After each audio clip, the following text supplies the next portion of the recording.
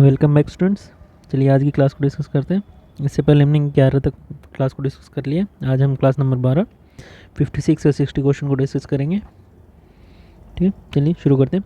Question number 56, which of the following are the assumptions of Hardy Weinberg equilibrium. जैसे कि हमने पिछले क्वेश्चन में देखा भी था, क्वेश्चन नंबर 56 में, कि इससे पहले भी जैसे हमने देखा था, वो क्वेश्चन नंबर कौन सा था, शायद आपका 51 क्वेश्चन था। हाँ, तो वो वाली वीडियो देखिए, उसमें काफ़ी डिटेल से समझाया मैंने। उसमें मैंने आपको सातों अजम्पशंस के बारे में बताया था, कौन कौन से अजम्पशंस पे जिस पे आपका हार्डी-वेनबर्ग प्रिंसिपल आपका काम करता है। तो ये जैसे उस टाइम मैंने ये भी समझाया था आपको, जैसे कि फ्रीक्वेंसी होमोजोगस जो डोमिनेट जीनोटाइप होता है उसकी ये होती है, जो हेट्रोजाइगस जीनोटाइप उसकी फ्रीक्वेंसी ये होती है, और जो आपकी हेट्रोजाइगस रिसेसिव जीनोटाइप होती है उसकी फ्रीक्वेंसी ये होती है। तो इनकी ओवरऑल फ्रीक्वेंसी क्या हो जाती है, 1 की इक्वल हो जाती है।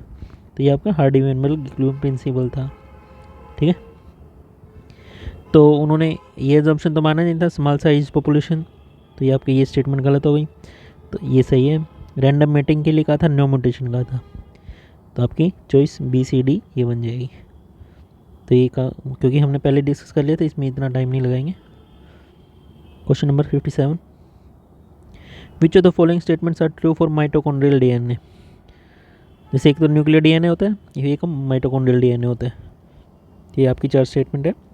Human mitochondrial DNA codes for 37 genes. Mitochondrial DNA is a double-stranded loop of DNA. Each mitochondria possesses between 10 to 100 to 200 mitochondrial DNA loops. Mitochondrial DNA has only 16,569 base pairs. तो ये कॉम्बिनेशन में से आपको बताना है कि कौन सी स्टेटमेंट आपकी सही है। तो आपकी जैसे कि ये स्टेटमेंट भी सही है, जिसमें 37 जीन्स होते हैं, माइटोकॉन्ड्रिया डबल स्टैंडर्ड होता है, और पोजेस ये 100 to 200, ये आपकी स्टेटमेंट गलत हो गई है। माइटोकॉन्ड्रिया है, ये स्टेटमेंट बिल्कुल सही है।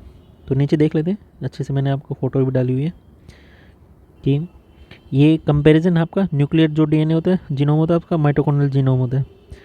तो 16,569 बेस पेयर्स होते हैं, बिल्कुल सही, जैसे स्टेटमेंट में दे रखा था। ये क्या होते हैं, ये लीनियर सीक्वेंस होते हैं, ये सर्कुलर होते हैं, जैसे कि ये एग्जांपल दे रखा आपने। इसमें हिस्टोन प्रोटीन्स होते हैं, इसमें लैक ऑफ हिस्टोन्स होते हैं। ये मैटरनल इनहेरिटेंस से आता है, ये मेंडेलियन इनहेरिटेंस जो नॉर्मल इनहेरिटेंस को फॉलो करते हैं। इसमें क्या होता है, 3% नॉन कोडिंग सीक्वेंसेस होते हैं, इसमें 93% होते हैं। और obviously some codons do not follow universal usage rules. ये क्या होता है, पॉलीसिस्टोनिक ट्रांसक्रिप्शन के लिए यूज़ होता है। रेप्लिकेशन जो होती है इंडिपेंडेंट होती है माइटोसिस के, और मल्टीपल कॉपीज़ बनती है पर सेल की। इसमें क्या होता है, 1 कॉपी पर सेल बनती है। तो ये आप फोटो एज इट इज़ आप इसमें से देख के या तो पॉइंट डाउन कर लेना या स्क्रीनशॉट ले लेना। तो ये माइटोकॉन्ड्रियल जीनोम के करेक्टरिस्टिक्स हो गई हैं। ये जैसे इनकी शेप होती है माइटोकॉन्ड्रियल डीएनए की, ये देखिए, जैसे एक माइटोकॉन्ड्रिया क्या होता है, ये इसकी ऐसी शेप होती है, बीच में जो फ्लूइड भरा होता है, इसको मैट्रिक्स बोलते हैं। ये आपका यहाँ जैसे कि माइटोकॉन्ड्रियल डीएनए लोकेट कर रहे हैं, ये जो थ्रेड्स हैं ना, इनको क्रिस्टे बोलते हैं। जो ये मेम्ब्रेन है, ये आउटर मेम्ब्रेन हो गई, और ये अंदर वाली इनर मेम्ब्रेन हो गई, ये बीच में इंटर मेम्ब्रेन स्पेस हो गया। ये आपकी बेसिक मैट्रिक्स की, इसकी माइटोकॉन्ड्रिया के स्ट्रक्चर की ये बेसिक वो है। ठीक है, बेसिक फिगर बोलते हैं इसको, माइटोकॉन्ड्रिया का ये बेसिक स्ट्रक्चर है। कई बार क्वेश्चन आता है क्रिस्टे के ऊपर, क्रिस्टे कहाँ होते हैं, ये माइटोकॉन्ड्रिया के अंदर होते हैं, कैसे होते हैं, थ्रेड लाइक स्ट्रक्चर होते हैं। ये इंटरकनेक्ट नहीं है एक दूसरे से, याद ध्यान रखना है हमें, स्पेस होता है।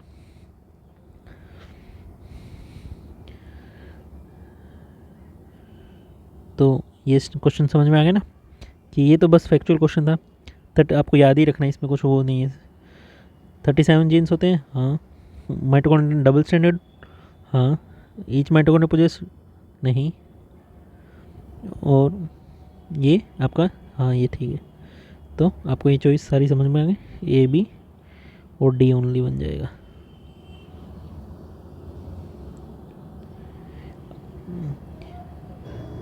नेक्स्ट क्वेश्चन को देख लेते हैं।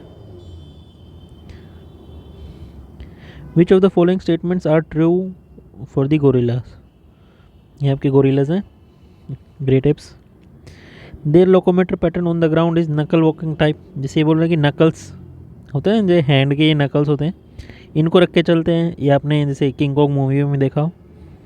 There natural habitat is Africa and Europe. Dian Fossey studied them extensively. They do not have tails. अब ये पिक्चर से ही देखा, आपको पता चल रहा होगा कि ऑब्वियसली कि जो इनकी लोकोमोटर पैटर्न है, यानी कि वो जो वॉकिंग पैटर्न है नकल वॉकिंग टाइप है, और इनकी टेल्स होती नहीं है। डियन फोजी ये आपको नहीं पता है, मैं इनके बारे में आपको बताता हूँ। और इनका नेचुरल हैबिटेट ये करें अफ्रीका और यूरोप में। तो आपकी ये स्टेटमेंट गलत हो गई। आपकी ए सी डी ये तीनों चॉइस सही हैं। तो ये कौन थे, जैसे डियन फोजी थे ना, ये आपकी अमेरिकन प्राइमेटोलॉजिस्ट थी।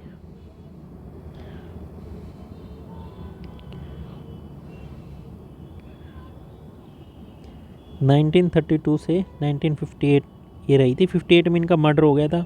ये नहीं पता चला था किसने मर्डर किया, फिर उनके कलीग को पकड़ लिया। वो तो इनकी पर्सनल लाइफ है, कहीं से आपसे पूछेंगे नहीं, लेकिन इनके कैबिन में इनका मर्डर कर दिया था, किसी ने इनका गला काट दिया था। ठीक है, डेड मिली थी इनकी बॉडी इनको वहाँ पे सॉरी। लेकिन इससे पहले उन्होंने 1966 से 85 तक स्टडी करी थी। एक प्लेस है, जैसे एक से माउंटेन फॉरेस्ट है जो आपका रवांडा में, वहाँ पे एक लैब है जिसका नाम है केरिसोके रिसर्च सेंटर। ठीक है, यहाँ पे इन्होंने ये काम कर रही थी यहाँ पे। अब रवांडा ये आपको पता है ना, रवांडा का अफ्रीका में।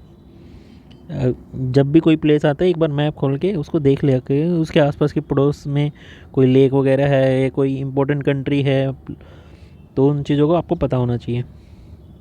इनके टेल्स नहीं होते, तो ये चीज़ आपको समझ में आ गई। अच्छा, इन्होंने एक बुक लिखी थी डियन फोजी की, वो काफ़ी इम्पोर्टेंट बुक है। जो इसका बुक का नाम था the gorillas in the mist.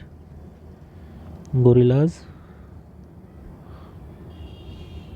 In the mist, ये बुक लिखी थी इन्होंने। बाद में इनके मरने के बाद ही में इन पे 1988 में इसके ऊपर एक फ़िल्म भी बन गई थी।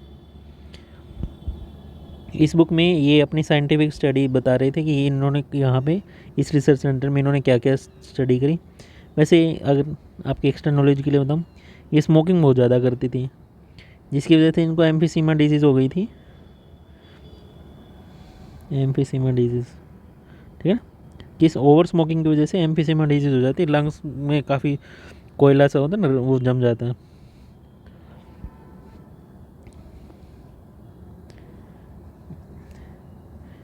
ये जिस वैसे आपको जो डैन फोजी थी, इनके साथ एक और इन्हीं से रिलेटेड जेन गुडाल का आपको याद रखना है। जेन गुडाल कौन थी? ये आपकी जो फीमेल एंथ्रोपोलॉजिस्ट थी ना, इन्होंने चिंपैंजीज़ के ऊपर बहुत ज़्यादा स्टडी करी थी। इनकी काफ़ी वीडियो भी है, अगर आप यूट्यूब पे एक बार सर्च भी करोगे वो भी आ जाएंगी, कि इनको एक मदरली बॉन्ड की तरह इन्होंने उनकी फैमिली में रही, कंप्लीट उनकी लैंग्वेज समझी चिंपैंजीज़ की, और काफ़ी टाइम तक वहाँ पे रही थी। काफ़ी यंग एज में चली गई थी, काफ़ी टाइम तक रही थी। उन्होंने उनके कुछ लेक्चर्स भी काफ़ी फेमस है। अगर आपको इंटरव्यू वगैरह देखने तो आपको ईजिली नेट पे मिल जाएंगे। इनके बारे में ज़रूर देखिए, काफ़ी हार्ट टचिंग वीडियोस ही हैं इनकी। इनके साथ जैसे डैन फोजी, जेन गोडाल, और इनके साथ में एक और थे विराट गोल्डिकी।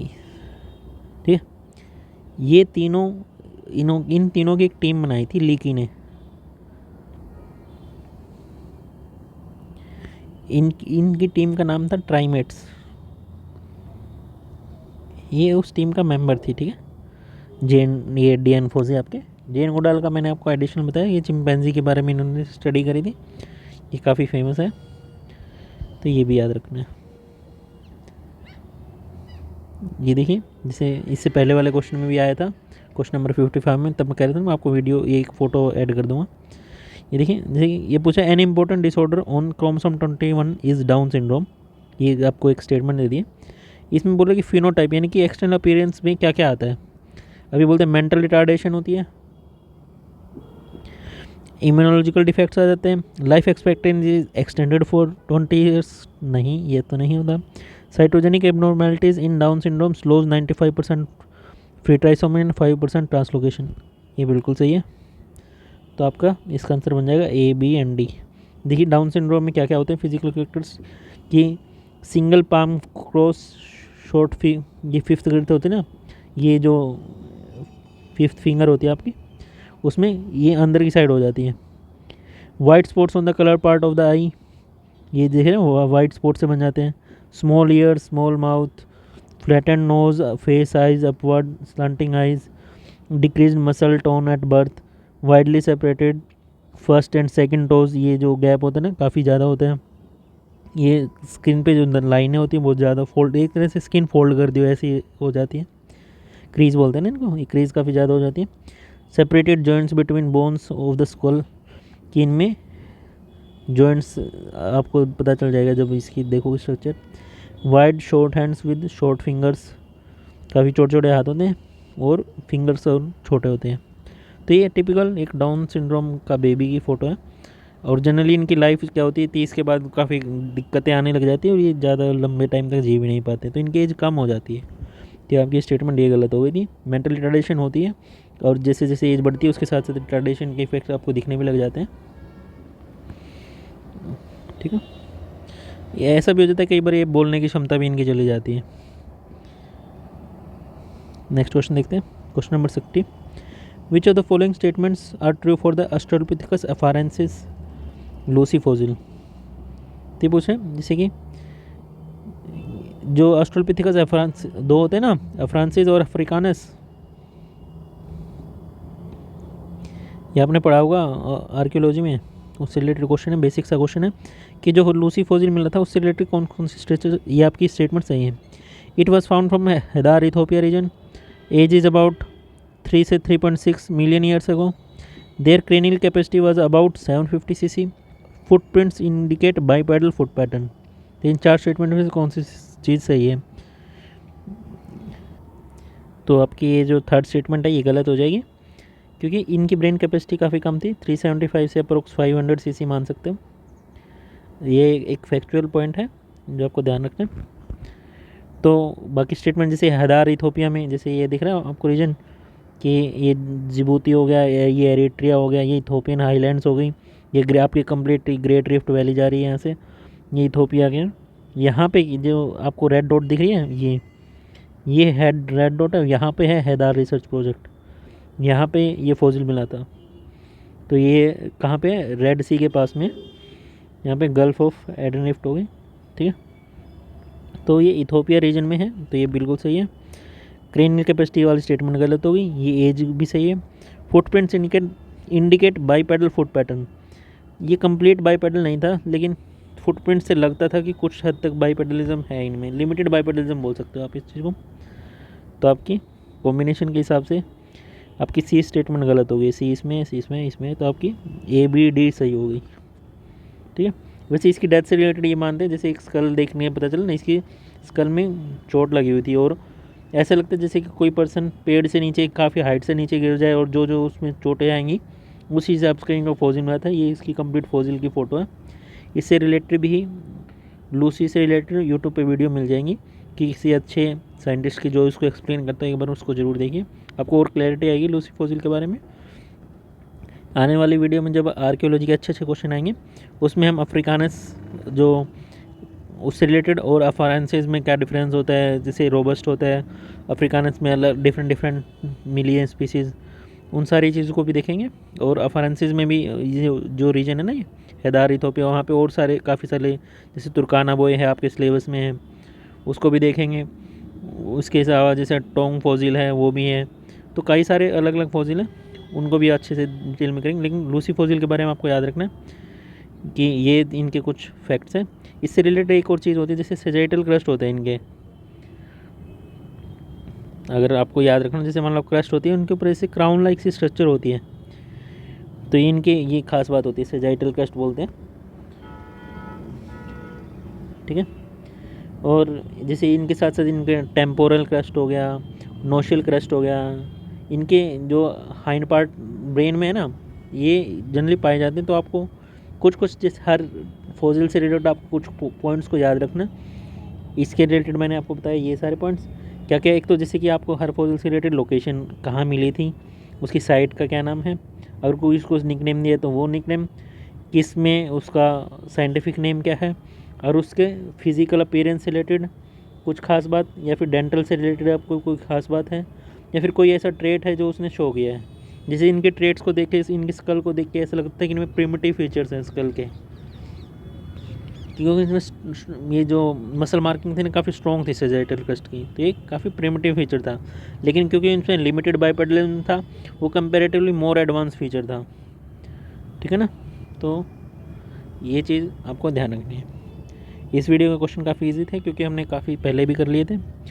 तो मिलते हैं आपसे अगली वीडियो में जिसमें हम 61 से 65 क्वेश्चन को डिस्कस करेंगे। आज के लिए इतना ही। वीडियो देखने के लिए बहुत बहुत धन्यवाद।